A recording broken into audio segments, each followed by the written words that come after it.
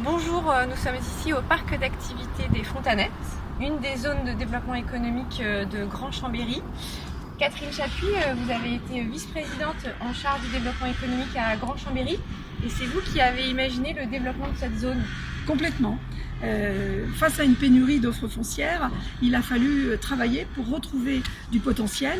Et dans le cadre d'une étude de requalification des zones d'activité, nous avons pu évaluer que ce site était un endroit emblématique en capacité d'accueillir de nouvelles entreprises pour faire de l'emploi et faire du développement économique. C'est combien de temps qu'il faut pour arriver entre le moment où on l'imagine et la livraison? Alors, faire de la maîtrise foncière, ça prend beaucoup de temps quand on veut le faire intelligemment. Et donc, ce travail s'est mené avec la direction de Owens Corning, qui est un groupe américain. Et donc, il a fallu trouver les bons accords. Ça s'est fait par étapes successives.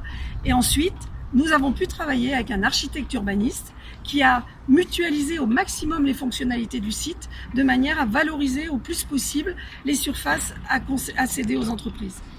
En fait, cet exemple, on pourrait le reconduire sur celui de la Cassine. Aujourd'hui, il y a des travaux, il y a des murs qui sortent, il y a des ouvriers, des maçons. Et en fait, sur la Cassine, les premières acquisitions se sont faites dans les années 90. Donc on voit, il faut quasiment 20 à 30 ans entre le moment où on imagine, on fait l'acquisition, on fait de l'aménagement et les emplois qui se créent. Ça veut dire que quand on dit « je crée des emplois aujourd'hui », c'est parce qu'il y a des gens qui, avant, des élus, qui ont préfiguré, qui ont lancé, qui ont porté et qui permettent aujourd'hui de créer.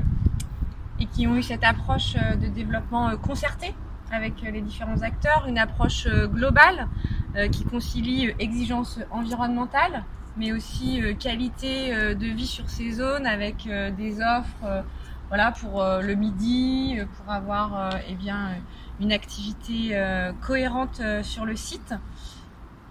Et donc la ville et l'agglo ne créent pas les emplois. Ils accompagnent les créateurs d'emplois.